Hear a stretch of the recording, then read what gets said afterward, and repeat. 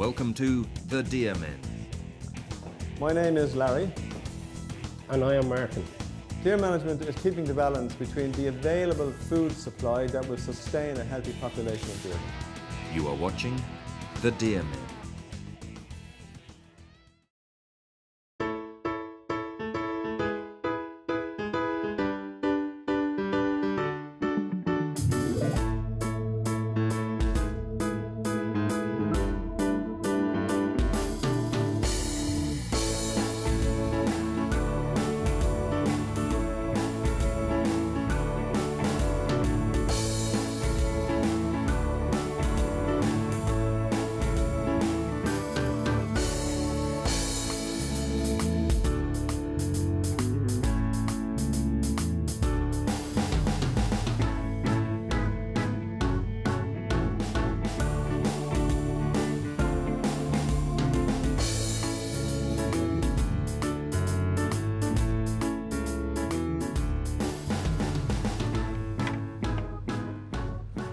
Just a few quick words before we go. I have here in my hands some fallow deer antlers. As you can see, they're very weak. The palmation on them is very small. We're hoping in the next 4 or 5 years, with the change of diet and the minerals that we're giving to our animals in the enclosure, that we can produce a stronger, healthier type of antler. But time will tell. That's one of the reasons why we're tagging to follow the progress of the animals over the 4 or 5 years. Just to show you what a healthy animal looks like, this is a red deer stag. You can see he has 3 strong tines and a cup on this side. This cup was broken due to fighting. This is a good, strong, healthy animal. These antlers actually cast every year in the month of April, and they regrow. They finish growing in August, and then they become hard and coloured, and that animal now is prepared at that stage to enter into the breeding season, the rut season for deer. And these antlers will help him become a dominant male within the herd or on his own, depending on where he is. And we are hoping to do the very same with our fallow deer in the next 4 or 5 years. Today we're tagging fawns. We will place a numbered tag in each fawn's ear when we catch them. This number allows me to track the animals over a period of years. The reason we're doing this is that we've changed the food dynamics in the pen, and I want to track the physical changes in the animals over a period of years. We are heading to a herd of fallow deer that we manage.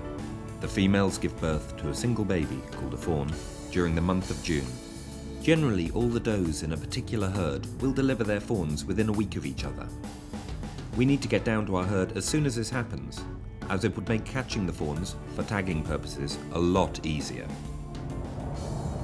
What time do you reckon we'll finish at tonight? Oh, I've no idea. We could be home early, and we could be home late, depending on how the thing goes. We'll just play it by ear. What's the plan for today? The plan is, I don't know really, to be honest with you. I have a few feed blocks there, mineral blocks to leave out, and then I'm going to do the best I can to identify where the fawns are and then start catching them. Hopefully in the bright, but I have a lamp there to catch them in the dark.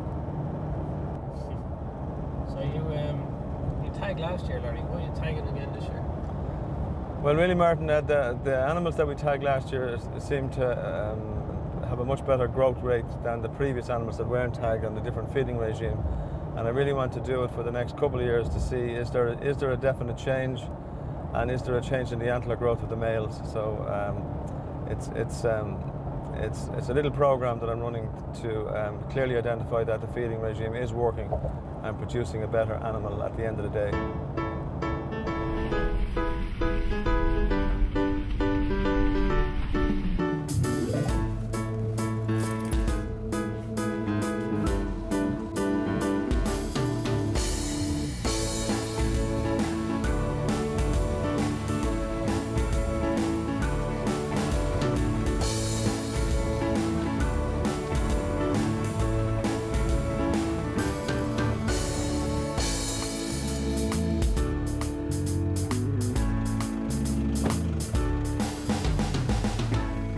Two or three ladies down here with babies out with them, walking around with them.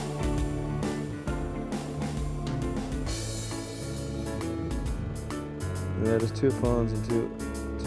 There's a lady on the outside. Look at her, look.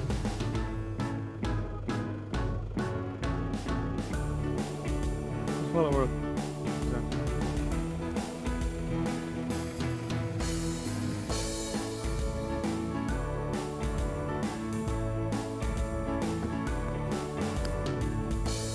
plan this evening was to do some tagging on deer fawns, but I've been away for a week and it looks like I'm a little bit too late. Lots of the fawns are up and running, so that may not work out this evening. I see a few later born babies sitting in the cover, so that we might get a chance to get a few in the daylight. If not, we'll try in the dark. So for the next hour or so, I have some feed blocks to place, and that's what we'll do for the next short time. We'll have a look around as we progress around the park and see exactly what we can see. So I'm going to start with our feed blocks and we'll take it from there.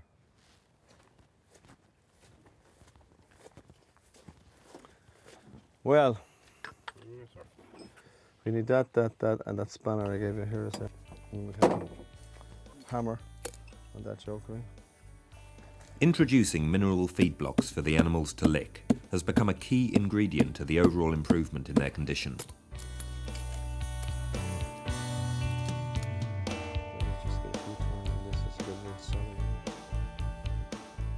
The mineral blocks add obviously minerals to the diet of the animals, which they're not picking up from a park. And we've tested these in several places. They are probably the best you can buy. They're made in Germany. They certainly make a difference to the animals' health condition, their coats, their antler growth, and the animals love them. They never stay away from them. We've tried several other blocks, but this one is a KNZ, and it's by far the best.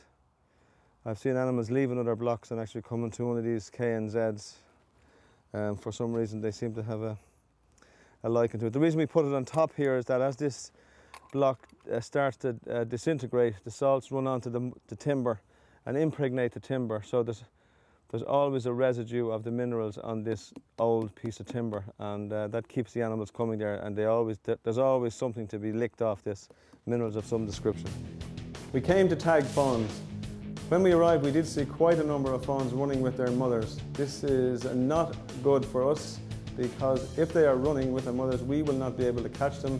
Consequently, we will not be able to tag them. But what we will do is we will take the Jeep, drive around the deer park, and see if there are still some late-born fawns sitting in the nettles. There's another one going up now, 6. Did you count that one, did you? Yeah, this last one here in the bottom. And there's another one behind it again. Yeah, and there's another one here coming again. Yeah. That's 7, is it? 7. We just found a very young animal close by, so we're going to attempt to net it. We'll have to move very quietly and gingerly. So. The first little deer has been spotted hiding in the nearby nettles. We think the fawns might be a few days older than what we would have preferred them to be. Larry decides that the only way to know for certain is to make a few attempts at netting 1 or 2. This is tag number 13, and we all know what 13 means. It's either very, very lucky or very, very unlucky.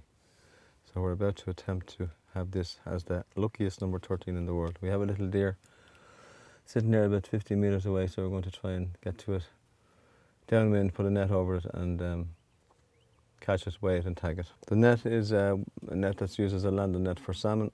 It's also used for catching woodcock at night under a lamp for scientific purposes.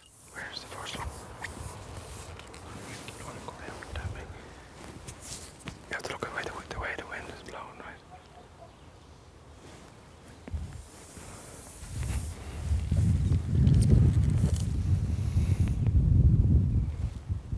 It's blowing this way.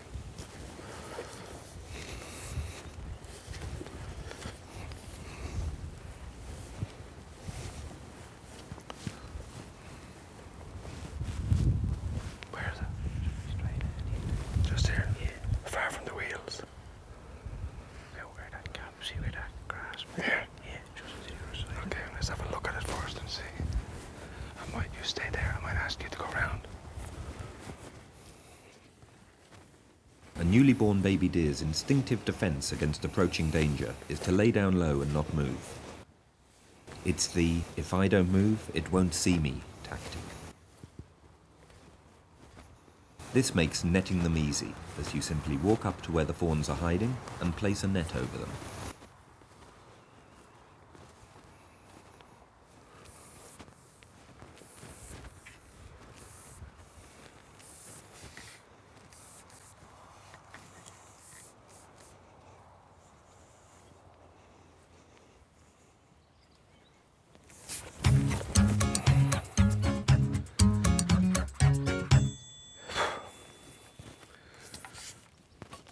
Once the fawns reach about a week in age, their strength is sufficient enough for them to be able to dash away as soon as the approaching danger gets too close for comfort.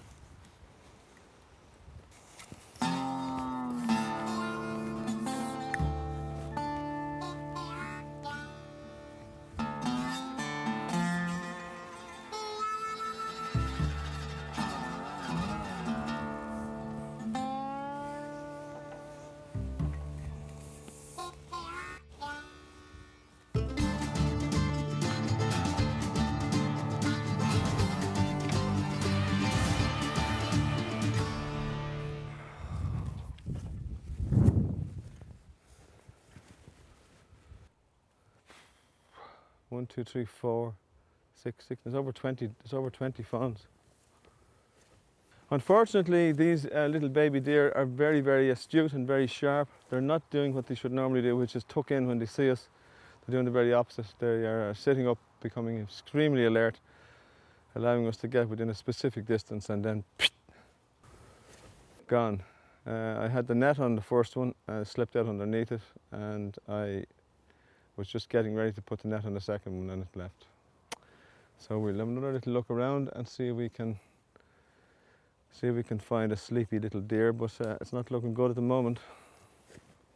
If we do see an animal, what I want you to do is either you come in front of it, or I go in front of it, or you go behind it, I go behind it. Just scan over there and see if there's any sign of any deer on the outside of that pen. Will you?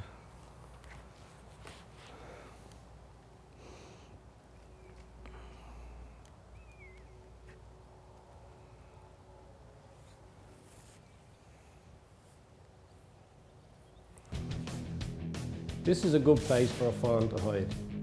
If I was a baby deer, this is where you'd find me.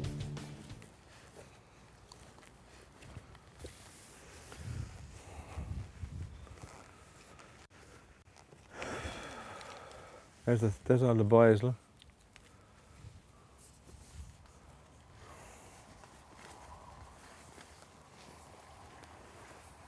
A fawn is spotted hiding below. Yeah, I see him. Yeah. All right, we'll just go down and around. I have the net. I would really like to see this fawn, so at least we can tag one. He's watching me. Go right around that big tree. Go on down. I'll let you know. You're directly in line with me and him now. See him?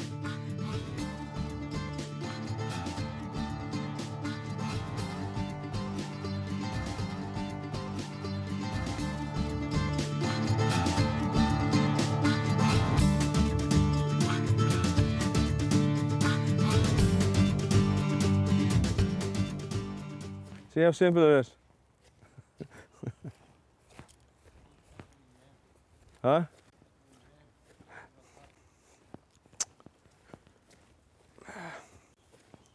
That's another two, Martin. That's how many now?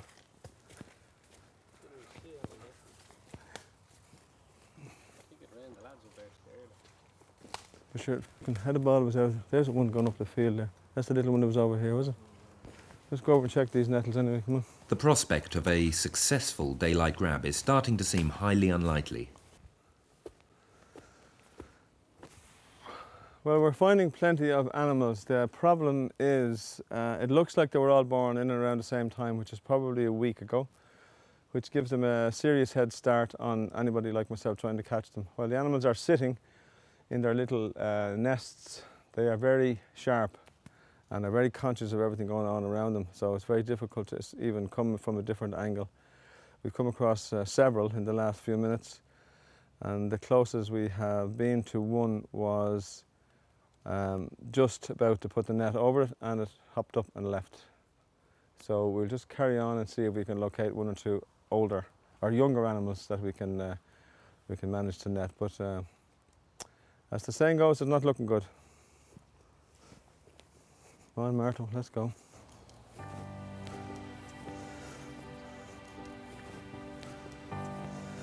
Oh dear, we've just located this newly born fawn. It's newly born. You can see the part of the embryonic fluid or covering that the animal would have is still that greeny colour on its coat. It's fully formed.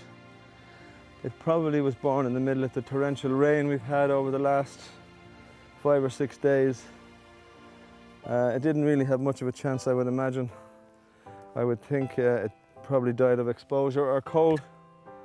An animal that size, you can see its little feet have never had an opportunity to walk on the soil. I know they're a game animal and eventually they'll be shot or hunted, but it's terrible to see them at this stage, newly born, delicate little creatures in the state that they're in. That's life. Nothing we can do about it, we just have to carry on.